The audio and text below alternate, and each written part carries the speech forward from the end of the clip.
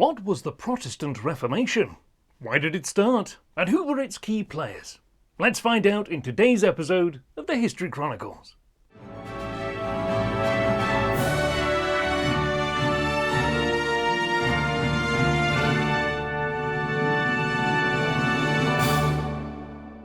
Hello and welcome to the History Chronicles. If you like our work, then please don't forget to like and subscribe. And if you would like to support the channel in return for exclusive perks, please visit our Patreon page. Now, on with the video. Today's History Chronicle begins on the 31st of October 1517. On this date, a German religious reformer by the name of Martin Luther pinned a document to the door of a church at the University of Wittenberg in Saxony in Germany. Known as his 95 Theses, these argued against the sale of indulgences, or remissions of sins by the papacy in Rome throughout Christian Europe. Though the points which Luther laid out were brief, the 95 Theses are generally understood to have initiated what we now term the European Reformation, or the Protestant Reformation. Over the next several decades, two armed camps of, on the one hand, Roman Catholics, and on the other, Protestants, or Reformed Protestants, would develop throughout Europe, leading to over 100 years of intense religious war and prosecution across the continent. This is the story of the Protestant Reformation. In order to understand how Luther came to launch the Reformation, we need to examine the state of the Roman Catholic Church as it stood in the early 16th century. At this time, the Church played a significant role in every aspect of European life, with cardinals often serving as advisors to kings, and the papacy itself ruling over a large block of central Italy. But with this power had come a great many abuses. Individuals were appointed to senior ecclesiastical offices who were wholly unsuitable for them. For instance, the children of noble families might be made cardinals in Italy out of sheer nepotism or bribery. Other priests were married or conducted themselves in ways which clearly went against the Church's own teachings. But the abuse which eventually sparked Luther's anger in 1517 was the sale of indulgences. Essentially, certificates issued by the Church in remission of sins, bought for a fee. The Reformation would arise out of an intense desire to end practices such as these. It should be noted that Luther and the Protestant movement which he inspired in Germany in the 1510s and 1520s was not the first movement wanting reform of the Roman Catholic Church and its abuses of power in Europe. In the second half of the 14th century, a reformer by the name of John Wycliffe was able to build a large following in England. These were dismissively called Lollards by their opponents, a word which implies they were mutterers of heretical views. They were eventually crushed in England, but a similar reform agenda which arose in Bohemia around the region of the modern-day Czech Republic in the 1410s was more enduring. This was led by Jan Hus. Hus argued against abuses within the Church, such as nepotism and the pursuit of money. And although he was eventually burned at the stake for his heretical views in 1415, his followers, the Hussites, continued as a major force in the religious landscape of Bohemia for a further 200 years. As such, there were several antecedents to what happened in the 16th century.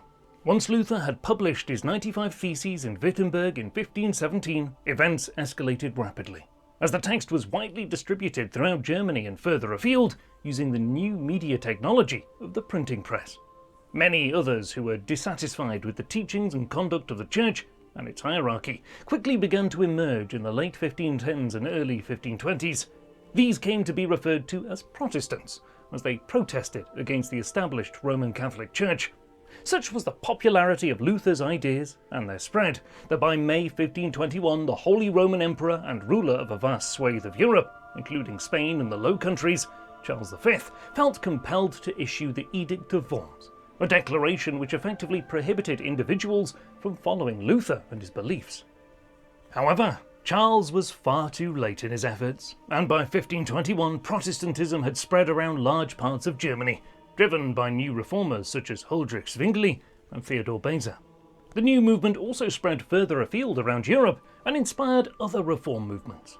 Thus, in the years that followed, new Protestant communities would emerge in the Low Countries around Holland and Belgium, and also further to the south in the Swiss cantons and parts of France. One notable leader of these latter efforts was John Calvin, a reformer based out of Geneva in the 1530s who espoused an even more radical program than Luther.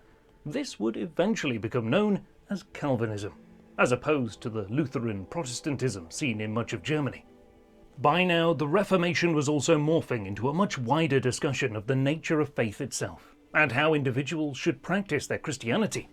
For instance, it was increasingly believed by staunch Protestants that churches should be stripped of all their material wealth, so that Mass could be celebrated in a more austere setting.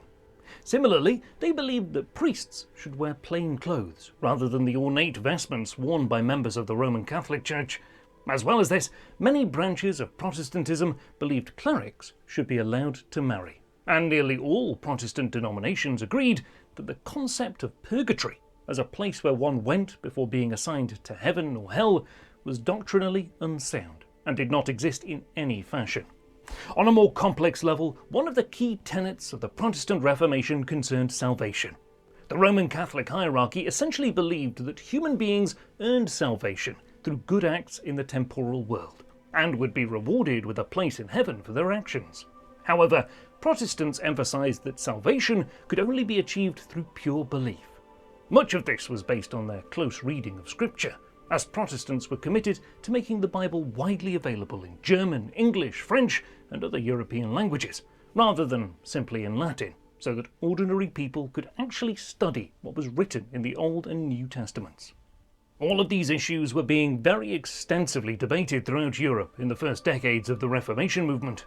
For instance, already by 1530 it is estimated that over 10,000 different publications have been printed and circulated around Europe on matters concerning Protestantism and religious belief.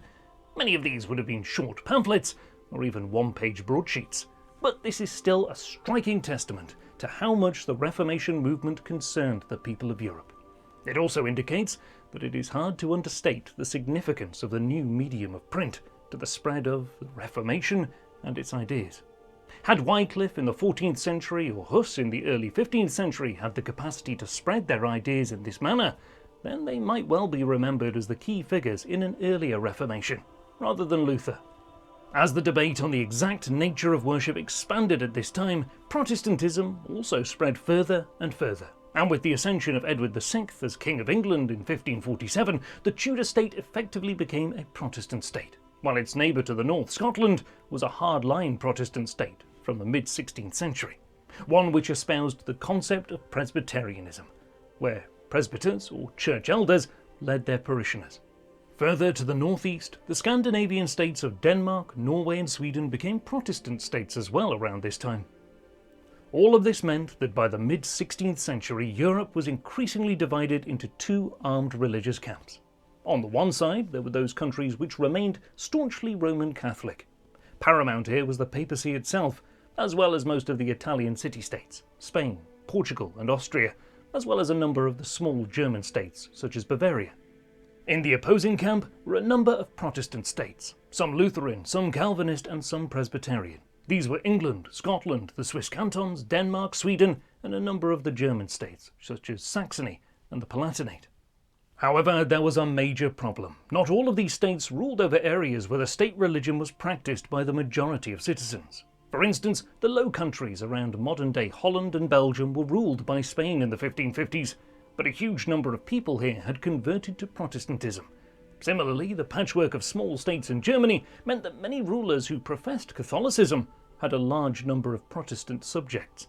Most worryingly, in France, the monarchy was committed to maintaining the Gallican Church as a Roman Catholic church, but substantial numbers of French men and women had converted to the new faith. Known as Huguenots, they had a strong presence in many of the towns of the country and in parts of the countryside in the south and west. Simultaneously, the hierarchy of the papacy had responded to the spread of Protestantism, and in 1545 a great council of religious and political figures was convened by Pope Paul III in Trent to discuss many doctrinal matters, such as how the Roman Catholic Church might reform itself and how it would respond to the spread of Protestantism. The Council of Trent would eventually run in some format or another for 18 years, and by the time that it ended, it had agreed on many positive reform measures to root out some of the abuses in the Catholic Church, such as the appointment of priests with no real training and the selling of religious offices to the highest bidder. The Council of Trent initiated the Counter-Reformation within the Roman Catholic Church, but while some of the measures taken at Trent were quite progressive, Many other actions associated with the Counter-Reformation were certainly not. One such initiative was the establishment of various religious inquisitions within Catholic countries to persecute Protestants and crush opposition to the Catholic authorities. The most well-known is the Spanish Inquisition, which has become notorious for its brutal use of torture to ensure conformity to Catholicism within Spain, and although it was originally founded in the late 15th century to oversee the conversion of the Muslim population in the south of the Iberian Peninsula, its focus switched from the mid-16th century towards Protestants living in Spain. It soon became a byword for the religious tensions which were tearing Europe apart. Europe was now effectively a powder keg. Conflict boiled over in France in the early 1560s, and the country was plunged into nearly 40 years of religious war, which only ended in the 1590s with the granting of basic religious freedoms to French Protestants. England found itself increasingly positioned as the leader of the Protestant cause in Europe, with Spain as an opposing leader of the Roman Catholic faction. They went to war in 1585 as a consequence. The First Anglo-Spanish War lasted for nearly 20 years, and is most famous for the Spanish Armada of 1588. In the Low Countries, the largely Calvinist Dutch nobility revolted against Spanish rule in 1568, beginning a war of independence that would drag on interminably until 1648. The 80 Years' War, as it is known, eventually resulted in the formation of a Protestant Dutch Republic and a Catholic Belgium. Yet the most climactic conflict was yet to come. In 1618, as a result of these tensions between Reformed Protestants and Roman Catholics, the 30 Years' War erupted in the territories of the Austrian Habsburgs, beginning in Bohemia, where Huss had preached over 200 years earlier. The rebellion quickly spread to involve most of the major European powers along confessional and religious lines. Eventually, even countries such as Denmark, Sweden and Scotland were intervening in their own ways in Central Europe to ensure and protect the rights of German Protestants against the combined forces of Catholic Spain and Austria, which sought to re-Catholicize Germany and the surrounding lands. The 30 Years' War was the largest pan-European war ever seen until that point, but it also rounded off the Reformation, which had started 130 years earlier and brought the religious wars which ensued from it to an end. Under the terms of the Peace of Westphalia, which was concluded amongst the major European powers in 1648, it was agreed that henceforth the government of each state would decide its own religious affairs, without the others seeking to intervene or influence events there. Thus ended the European Wars of Religion, which had followed from the Reformation and which had resulted in tens of millions of deaths. It was also very far from what Luther would have imagined happening when he pinned his 95 Theses up in Wittenberg in October 1517. You have been watching the History Chronicles. We'd love to know what you think of the Protestant Reformation. Please let us know below, and if you enjoyed our video, please give us a like and subscribe. It really helps us out. Also, if you'd like to support our work going forward, please visit our Patreon page.